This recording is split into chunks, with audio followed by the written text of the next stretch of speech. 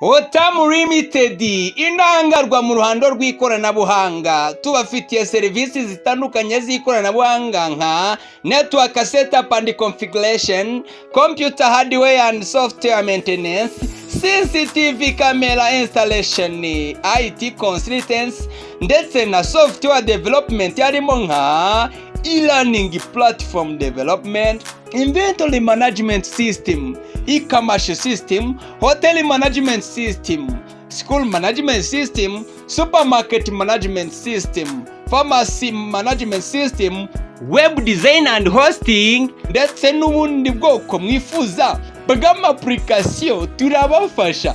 Bigo by'amashuri, banyamahoteli, bacuruzi, barwiyemezamirimo mutandukanye, mutugane tubafashe, n'ahandi mwasanga serivisi nziza nk'izi. Ku bindi bisobanuro mwaduhamagara kuri telefone 0785 68 71 73 cyangwa mukadusura ku rubuga rwacu wa eshatu://iga-otam.com. Otamu Limited. Enjoy your digital service.